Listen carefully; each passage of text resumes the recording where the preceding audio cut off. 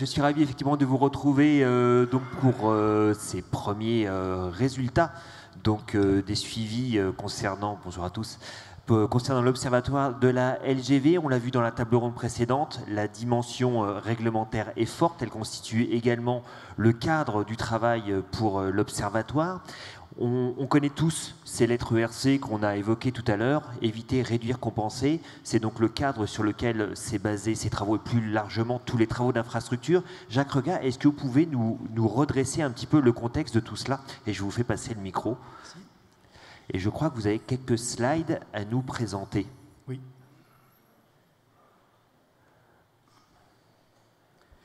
Oui, bonjour à tous. Donc effectivement, le cadre de travail qui a été évoqué, donc éviter, réduire, compenser, est un concept qui maintenant date de quelques années. Donc je voudrais juste vous retracer un petit peu le principe de ce concept et puis l'évolution et la façon dont ce concept-là a été appliqué finalement de manière très concrète à la ligne LGV. Donc pour résumer ce concept ERC, éviter, réduire, compenser, un petit graphique tout simple, hein, tout part de la définition de l'état initial de l'environnement au moment, avant même qu'on puisse concevoir l'infrastructure. Tout est là puisqu'effectivement il faut se mettre d'accord sur un état initial, sur la qualité de l'environnement au moment où effectivement l'infrastructure est conçue. Donc un appel important à l'expertise et là aussi à l'ingénierie écologique pour qualifier cet état. La première donnée, c'est de dire l'impact brut d'une infrastructure, c'est effectivement un impact important sur l'environnement.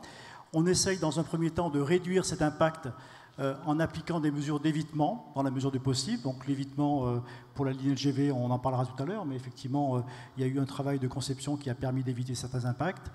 Dans un deuxième temps, on essaye de réduire ces impacts sur l'environnement à partir de mesures plutôt dans des phases chantier.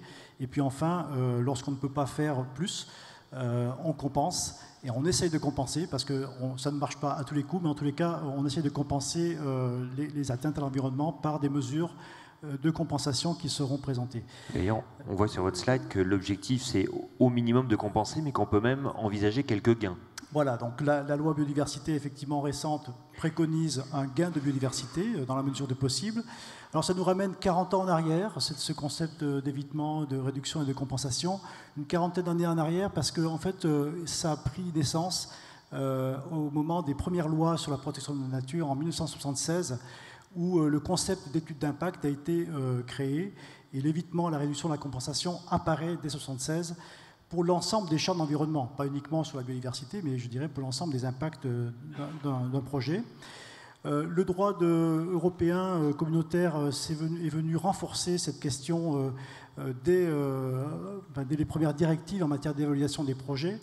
La Convention sur la diversité biologique également a pointé les questions d'atteinte sur les questions de biodiversité, et donc d'atteinte sur la protection de la biodiversité. Et puis, la Charte de l'environnement en 2005 a instauré un principe de prévention.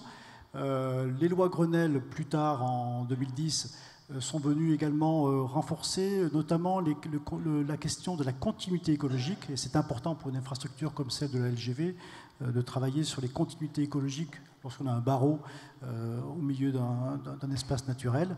Et puis, plus récemment, donc la loi biodiversité de 2016 est venue codifier, donc de manière législative, est venue codifier le principe d'évitement, de réduction et de compensation appliqué en particulier à la biodiversité. Donc vous voyez ce temps long dont on parlait tout à l'heure, une quarantaine d'années d'évolution du droit. La LGV a commencé à être conçue dans les années 1995, donc on a effectivement une évolution réglementaire qui s'est elle-même superposée au travail de conception et de réalisation du projet. Voilà, donc je voulais également peut-être préciser ce qu'on appelle, comment, de manière très concrète, ce concept a été appliqué par les services de l'État et par le RFF et puis par le concessionnaire l'ISEA sur le projet. Donc je dirais que dans la première phase du projet, entre 1995 et 2007, les phases d'études, de conception, on était dans une phase d'évitement. On a recherché, à partir des différentes contraintes techniques du projet, à éviter certains impacts. Et puis, à partir du moment où la concession a été décidée, c'est-à-dire en 2011, Les services de l'État départementaux, préfets de département, préfets de région, ont mis en place des arrêtés ministériels et des arrêtés préfectoraux où on a très concrètement traduit dans ces décisions préfectorales quelles étaient les mesures d'évitement, de réduction et de compensation qui allaient être mises en place dans le cadre de la construction du projet. Donc il y a eu plusieurs réglementations qui nous ont permis, plusieurs leviers réglementaires qui ont permis effectivement de concrétiser ce principe. La loi sur l'eau, avec tout ce qui concerne l'atteinte au milieu aquatique et les zones humides. Le défrichement, donc l'application du code forestier sur l'impact en matière forestière. Les espèces protégées, c'est un gros poste sur ce projet. Et puis, sur le plan communautaire, les effets sur les sites Natura 2000, qui sont des sites qui font partie d'un réseau européen Natura 2000. Donc, 4 types de réglementations qui nous ont permis concrètement de prescrire des mesures d'évitement et surtout de réduction de compensation. Mesures qui ont été appliquées à partir de 2012 jusqu'à, ça a été dit, en 2020. On aura un premier point d'étape qui permettra de fixer le niveau d'avancement des mesures de compensation. Cette étape-là de 2020, on va bientôt la franchir avec un bon niveau de réussite. Et je dirais qu'il va falloir se projeter, comme ça a été dit tout à l'heure, sur une quarantaine d'années, parce que le travail de compensation, c'est effectivement des engagements qui vont durer sur la durée de la concession, donc jusqu'en 2061, avec deux principes.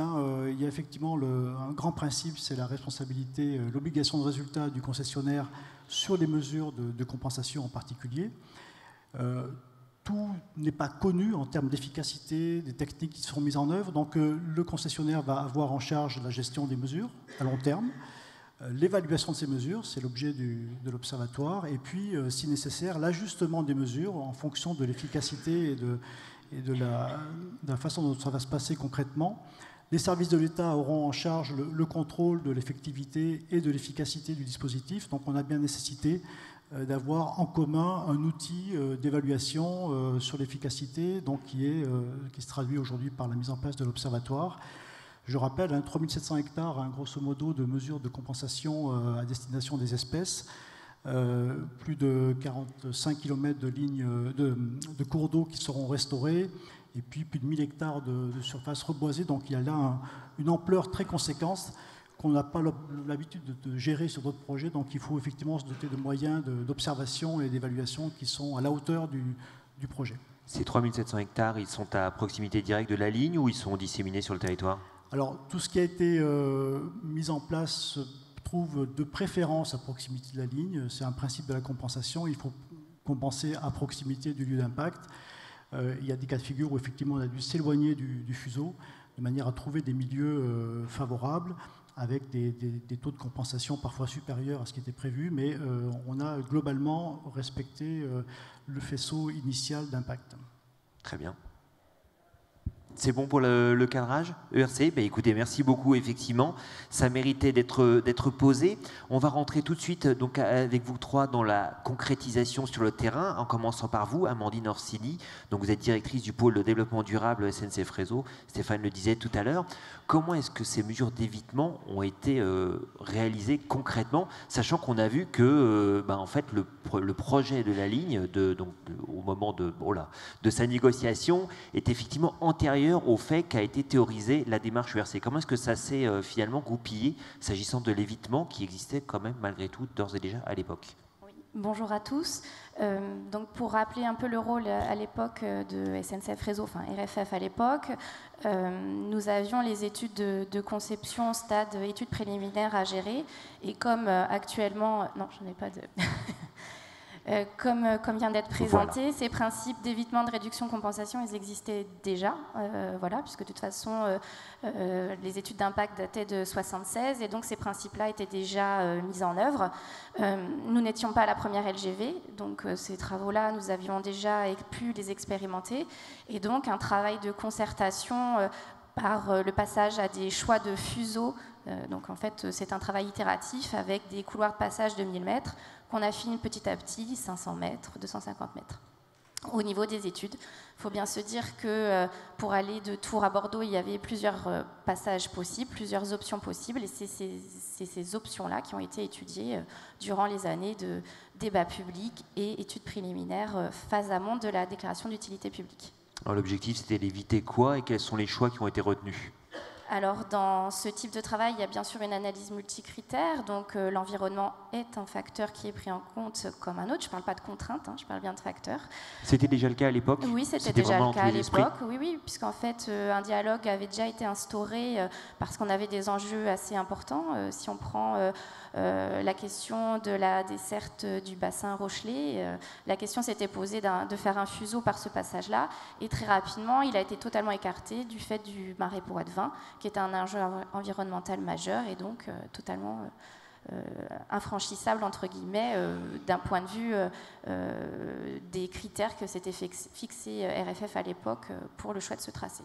J'imagine qu'en plus, il faut parfois arbitrer entre ce qu'il convient d'éviter d'un point de vue environnemental et d'un point de vue des populations, avec les nuisances. Comment ça s'est passé au final, quel choix a dicté le tracé?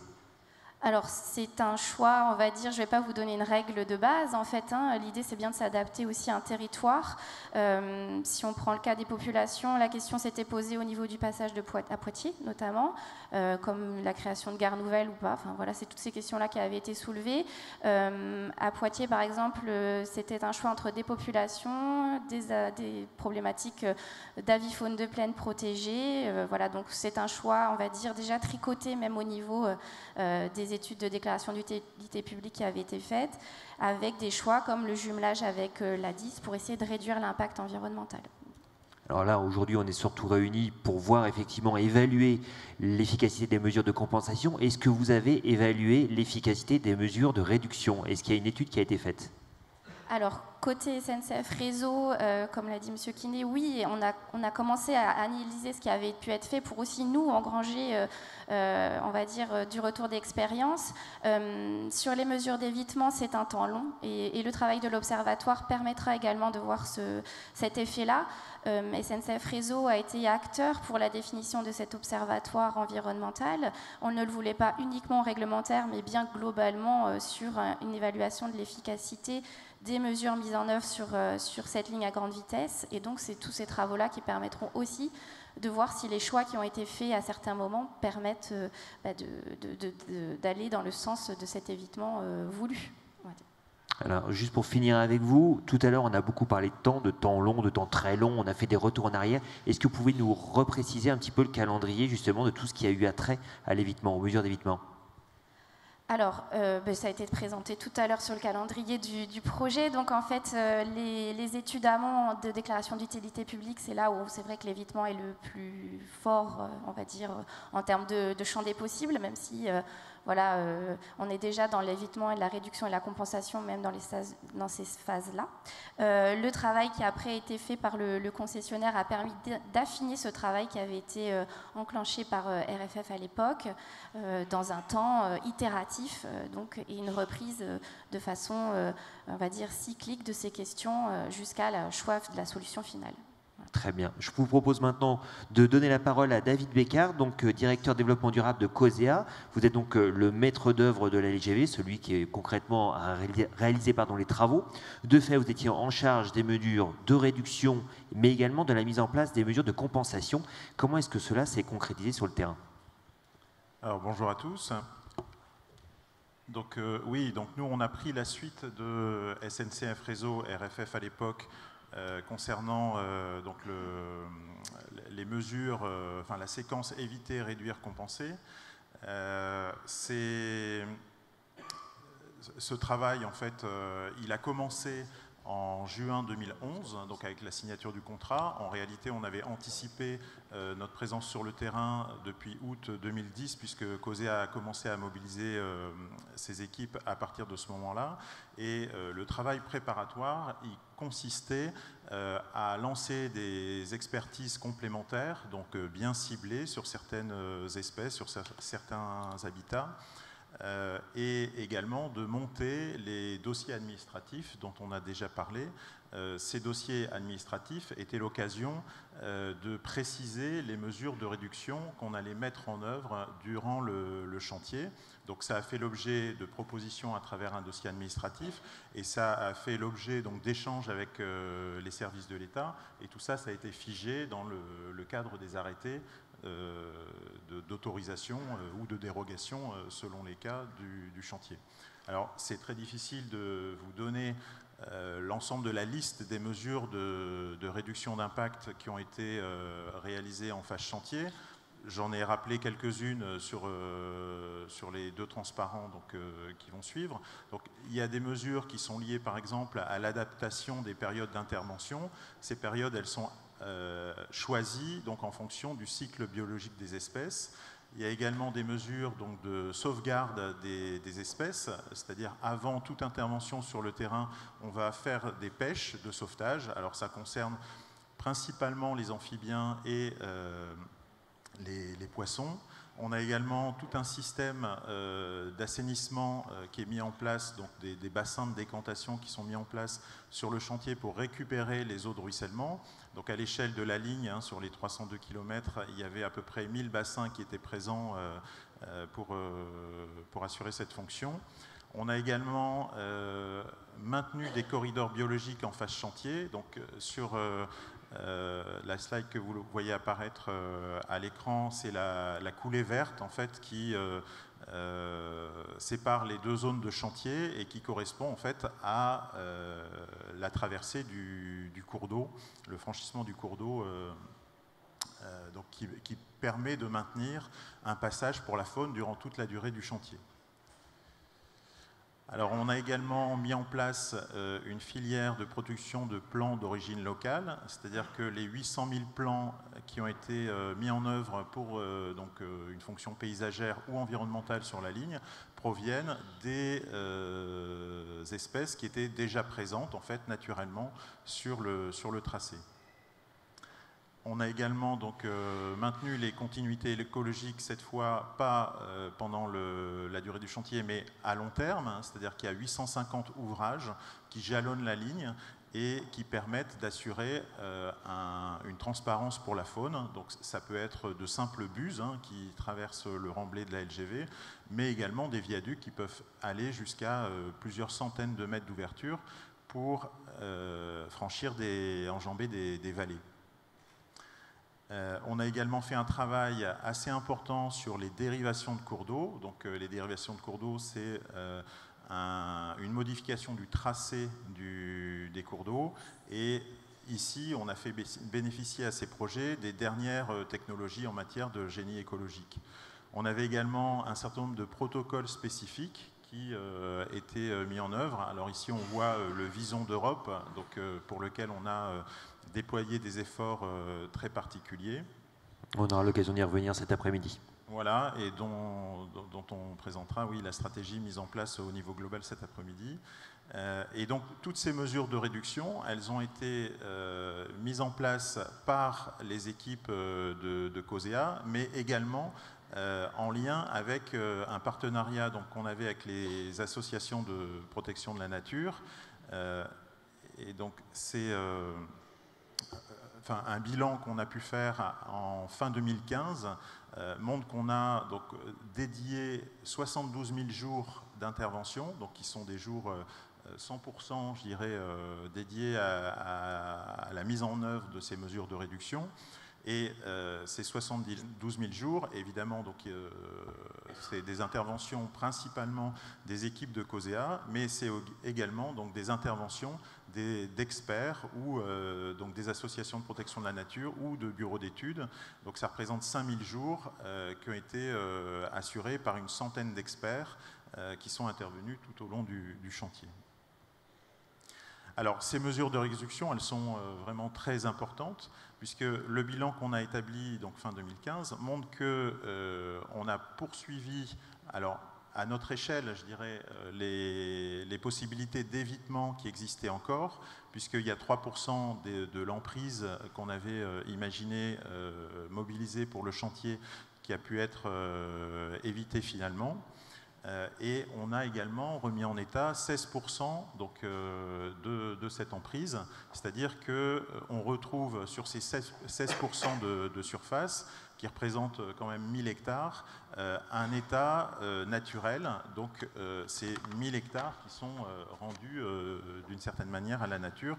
On voit un exemple ici sur le viaduc de l'Indre, où on voit le contraste entre la phase chantier, donc qui mobilise une emprise assez importante, et la phase finale en fait, de remise en état, où on récupère évidemment un certain nombre de possibilités et de fonctions naturelles du milieu. Alors l'autre volet qu'on a mis en place, c'est évidemment les mesures compensatoires. Ces mesures compensatoires, elles reposent, comme on l'a dit déjà, sur des exigences réglementaires, donc qui sont liées à la fois à la loi sur l'eau, au code forestier et aux espèces protégées. Pour mettre en œuvre, pour respecter ces exigences, COSEA a mis en place un réseau de 400 sites de mesures compensatoires, donc qui répondent aux exigences et aux besoins de 228 espèces, c'est-à-dire les espèces impactées par le projet. Et à travers donc ces 400 sites, on a 1000 hectares qui sont confiés au Conservatoire des espaces naturels, donc avec un financement à terme de l'ISEA, donc jusqu'en 2061, et 2400 hectares, donc qui sont gérés sous forme de conventions directement avec des propriétaires forestiers ou des exploitants, des agriculteurs, et là aussi par l'intermédiaire d'une convention qui permet à l'agriculteur ou au forestier de gérer durablement son site. Alors c'est également complété par 79 aménagements d'ouvrages, mais comme ça fait l'objet d'une présentation cet après-midi, je n'y reviens pas. La mise en œuvre de ces mesures compensatoires repose sur un partenariat qui concerne les 3 régions, les ex-3 régions d'ailleurs, puisque maintenant on a 2 régions, donc Centre-Val de Loire et Nouvelle-Aquitaine. Donc ce partenariat, il repose sur une animation foncière qui est assurée par les chambres d'agriculture ou le CRPF, selon les milieux. Donc ça, c'est pour les sites en conventionnement. Et pour les sites en acquisition, donc c'est un partenariat entre le CREN et la SAFER qui permet d'identifier les sites potentiellement intéressants. Ensuite vient une phase de diagnostic écologique. Cette phase de diagnostic écologique, elle est menée par les associations de protection de la nature ou certains bureaux d'études. Et ensuite, évidemment, il y a la gestion future du site, donc qui est assurée quand c'est un site en acquisition par le Conservatoire des espaces naturels ou directement par le propriétaire quand on est sur un site en conventionnement. Alors, quelques exemples de sites de mesures compensatoires. Ici, on est en Gironde, sur un site d'une ancienne peupleraie, qui fait à peu près 11 hectares, et l'objectif c'était de recréer, de convertir en fait cette peupleraie dans une mosaïque d'habitat humide. Donc c'est des travaux qui ont été réalisés en 2016-2017, et maintenant le site est géré directement par le propriétaire. Un autre site donc dans la Vienne, c'est un site de 18 hectares qui est traversé par un cours d'eau qui s'appelle la Boivre. Et donc là aussi, l'idée c'était de reconvertir ce milieu, qui était une peupleraie également, dans une mosaïque d'habitat autour d'un fil rouge qui était la restauration hydromorphologique de ce cours d'eau, de la Boivre. Donc c'est des travaux qui ont été réalisés en plusieurs fois entre 2013 et 2016 et qui est actuellement également géré en conventionnement avec le propriétaire. Et un autre site, donc cette fois-ci en acquisition dans les Deux-Sèvres, à Sainte-Soline. Donc un site qui fait 39 hectares, qui se répartit en deux parties. Donc un site qui est dédié aux oiseaux de plaine.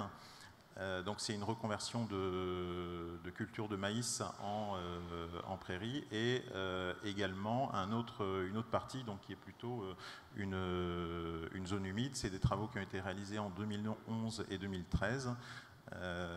et donc qui est aujourd'hui géré par le conservatoire.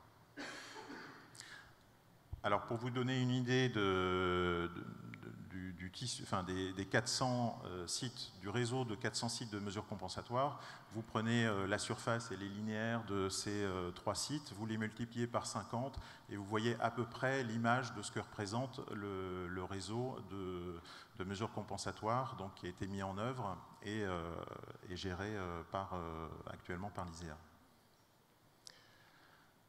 Alors pour faire un bilan et reprendre un peu le graphique qui a été présenté au début de la présentation, donc on a fait une estimation, nous, de l'impact et du gain écologique grâce aux mesures compensatoires. Aujourd'hui, on a donc à peu près 13 500 hectares de surface d'espèces impactées. Donc on a déjà une part dans ces 13 500 hectares donc, qui ont pu être réduits grâce aux mesures de réduction qui ont été mises en œuvre, qui représentent, selon nous, nos estimations, à peu près 20%. Et en face de ça, on met donc des surfaces de mesures compensatoires espèce par espèce. Et aujourd'hui, on arrive à un cumul d'à peu près 40 000 hectares, donc avec un effet de levier assez important. Alors, si on regarde espèce par espèce, il y a des espèces qui sont plus faciles à compenser que d'autres, qui ont des besoins écologiques plus ou moins pointus. Et aujourd'hui, donc, on arrive à couvrir 99,8% des exigences des arrêtés. Donc, c'est pour ça qu'on poursuit nos recherches là, mais donc ça va aboutir d'ici la fin de l'année. Et on a encore une phase de travaux à mener en 2020, sur à peu près 500 hectares. Et une fois ce travail achevé, l'ISEA sera pleinement en fait gestionnaire de l'ensemble du réseau des 400 sites. Très bien, merci pour cette présentation. Effectivement, on voit l'ampleur des travaux qui ont été engagés. Ils sont effectivement importants. Alors, le cadre de la démarche ERC ayant été posé, je vous propose, Jean-Pierre Sardin, de nous présenter l'Observatoire, savoir comment est-ce qu'il se positionne effectivement par rapport à l'évaluation. Ouais, on vous fait passer la zapette. L'évaluation de toutes les mesures ERC, donc éviter, réduire, compenser, qui ont été prises jusqu'à présent. Voilà, donc on a présenté ici ce qui avait été fait depuis le début des travaux. On va parler un peu plus de présent, mais surtout d'avenir. Alors, je ne vais pas dévoiler, bien sûr, le contenu des communications qui vont avoir lieu ensuite. Je voudrais simplement en 10 minutes, un quart d'heure, ce serait compliqué, je pense, de toute façon. Je voudrais rappeler simplement, d'abord, le cadre qui concerne l'observatoire environnemental.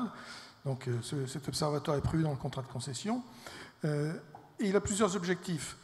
D'une part, enrichir la connaissance et les pratiques environnementales. On est vraiment ici encore dans un processus expérimental. Il faut bien avoir conscience, vu l'ampleur du dispositif et sa durée, on va pouvoir justement expérimenter, construire et apporter un enrichissement dans les connaissances. Donc effectuer bien sûr un retour d'expérience. Évaluer également la fonctionnalité des mesures. Il y a un guide méthodologique, il y a un certain nombre de choses qui ont déjà été mises en place, mais on travaille sur le vivant. Et en travaillant sur le vivant, bien entendu, on peut s'attendre à ce qu'il y ait une évolution. Et donc, il va falloir s'assurer que ces mesures ont une efficacité et ont une fonctionnalité. Et éventuellement, donc, l'Observatoire sera à même de proposer des réorientations sur ces mesures de gestion si nécessaire. L'enjeu, c'est vraiment d'alimenter les outils d'aide à la décision, et notamment pour les projets futurs d'aménagement. Il y en aura d'autres, et donc tout ce qui pourra être amélioré dans ce domaine eh bien, servira justement à ces futurs projets. Enfin, en termes de moyens, donc, bien entendu, il y a une équipe au sein de l'ISEA. L'Observatoire est chargé de coordonner aussi l'ensemble des travaux des différents acteurs. Et puis, il s'est doté d'un comité d'experts, un comité scientifique, avec des universitaires, biologistes, botanistes, biogéographes, avec un hydrobiologiste, une ingénieure agronome, un ingénieur paysagiste. On essaye de couvrir l'ensemble des thématiques liées à l'environnement dans ce domaine. Alors, ces thématiques, justement, sur lesquelles porte la responsabilité de l'Observatoire, c'est l'eau, d'une part. Donc, il y a déjà eu un certain nombre de travaux, de mesures réalisées pour mieux comprendre comment finalement réagissaient les différents cours d'eau impactés, aux superficielles, mais aussi aux souterraines. Un travail sur les paysages, vous en aurez une communication cet après-midi. Sur les boisements compensateurs, eh bien, il faut s'assurer, bien entendu, de la qualité des boisements, de leur reprise. Alors là, c'est tout un travail qui a été mené en particulier avec le Centre régional de la propriété forestière. Sur l'occupation du sol, bon, on pourra éventuellement en reparler, mais vous savez qu'il y a eu un impact général sur l'ensemble des parcelles avoisinant la ligne. Et puis tout un travail donc, sur la biodiversité en tant que telle, sur les plantes invasives spécialement. Et là aussi, on pourra en parler cet après-midi à travers les communications que vont assurer les conservateurs botaniques. Et sur la faune, la flore, les milieux naturels, ça aussi, vous aurez des exemples. Alors en particulier, ce qui est vraiment important sur une infrastructure linéaire comme celle-ci, c'est de vérifier, de s'assurer qu'il y a bien, malgré tout, une transparence qui a été mise en place pour la faune particulièrement. Et vous voyez que différents types de suivis sont lancés, donc sur la grande faune, sur les chauves-souris, sur les amphibiens, sur les petits mammifères. Vous aurez là aussi une restitution de ces éléments. Et tout ça nous permet d'améliorer les connaissances. Et le rôle de l'Observatoire, ça va être aussi de porter à connaissance, d'informer, de diffuser et d'organiser justement l'utilisation de ces connaissances. Quelques éléments de calendrier sur ce qui a déjà été mis en place, concernant notamment l'Observatoire des mares. Vous voyez que c'est tous les ans, il y a des suivis qui sont réalisés sur les haies, sur les îlots de sénescence, sur les cours d'eau, sur les ripisylves, les boisements des rives, sur les prairies humides, sur toutes les zones humides d'ailleurs, prairies humides, mégaphorbiaires, landes humides, etc. Et puis sur les landes sèches et les pelouses. Vous avez déjà un premier élément et il faut bien avoir en tête que non seulement tout ce travail est un travail partenariat avec beaucoup d'acteurs, mais qu'à chaque étude annuelle, il y a un rendu qui est fait, il y a des rapports et on va le voir, les suivis sont ensuite portés à connaissance à travers notamment un site internet et vous avez la communication de tous les rapports sur ce site. Alors les suivis, eh bien, vous voyez en 2018-2019, eh bien, il y a eu un grand nombre de suivis qui ont déjà été réalisés, 43 en 2018, 46 qui sont en cours en 2019. Bien entendu, tous les suivis antérieurs également sont communiqués. Tous ces suivis sont transmis au service de l'État. On a parlé d'évaluation transversale et puis d'un contrôle, donc ça c'est indispensable. Je viens de vous le dire, ils sont mis à disposition. Et puis l'Observatoire, si on parle d'avenir, il va avoir un rôle important, d'une part, sur le cadrage de tout ce dispositif. Parce que pour l'instant, on a un peu suivi le calendrier de mise en œuvre de la ligne, les travaux. Donc c'était un peu compliqué d'avoir déjà une vision globale. À partir de maintenant, à partir de 2020 et 2020-2021, il va falloir qu'on arrive à réaliser un processus qui va nous permettre d'avoir justement cette vision à long terme et notre capacité à réagir pour rendre plus efficaces toutes ces mesures. Donc on va essayer de mettre en place ce qu'on va appeler une note de cadrage, en concertation bien entendu avec les partenaires et avec les services de l'État, pour qu'on puisse construire quelque chose dans la durée. Améliorer bien sûr la restitution des informations, ça je vous l'ai dit. Et puis, c'est l'occasion de le préciser, nous organiserons des rencontres annuelles justement pour échanger autour des différents résultats obtenus et voir comment on peut les faire évoluer. Très bien. Alors effectivement, cette dimension échange, on va la voir aussi aujourd'hui, je vous rassure, notamment lorsque l'on abordera donc les premières présentations des premiers résultats donc des travaux de suivi. Avant de vous libérer, effectivement, qu'on commence concrètement, notamment avec la question de l'avifaune de plaine, j'ai juste une question qui me taraude, parce que c'est vrai qu'on n'arrête pas de parler de calendrier, on y est revenu. On a vu effectivement que la LGV a commencé à se développer à une époque où la démarche ERC n'était pas encore théorisée, elle n'a pas été renforcée dans le cadre de la loi biodiversité. Selon vous, et là la question est un petit peu ouverte à vous quatre, qu'est-ce qui aurait changé si la démarche ERC avait été aussi creusée à l'époque du lancement du projet qu'elle ne l'est aujourd'hui? Qu'est-ce qui aurait été modifié? Est-ce que ça aurait été principalement des mesures d'évitement? Est-ce que ça aurait été des mesures de compensation ou de réduction? Jacques Regat, peut-être. Il me semble que sur un tel ouvrage, les capacités d'évitement, on trouve assez rapidement ses limites. Il y a des Elles sont limitées, oui. contraintes techniques, des contraintes de pente, de rayons de courbure, etc. C'est d'ailleurs en règle générale, soit disant en passant... Une inertie assez forte là-dessus. Pardon. Excusez-moi. Non, je disais, c'est d'ailleurs en règle générale ce qu'on reproche à la méthode ERC, c'est-à-dire qu'on a tendance à avoir très rapidement un glissement du E vers le R et le C, voilà, ne pouvant pas finalement éviter le projet parce qu'il faut qu'il se fasse quoi qu'il arrive. Voilà, donc il y a beaucoup plus d'inertie sur ce type de projet que sur des implantations de bâtiments, zones commerciales ou des choses plus légères de manière générale. Donc je pense que le renfort de la loi là-dessus aurait été plutôt limité. En revanche, effectivement, on aurait déjà eu une simplification de type administratif. C'est-à-dire qu'on a depuis l'évolution de cette réglementation la mise en place de l'autorisation environnementale. Donc on aurait cristallisé l'ensemble des dispositifs en matière forestière, en matière loi sur l'eau et en matière d'espèces protégées, je dirais au même moment. Donc les discussions auraient se seraient peut-être déroulées différemment sur la question de l'intégration environnementale. Et puis, moi je pense que sur le niveau d'exigence qui a été mis en place, puisqu'on avait traité sur ce dossier-là pratiquement les premières dérogations espèces protégées dans les ex-régions dont on a parlé, le niveau d'exigence était quand même assez fort. Hein. Donc il me semble qu'on était plutôt au bon niveau d'exigence par rapport à ce qui est demandé aujourd'hui avec la loi biodiversité.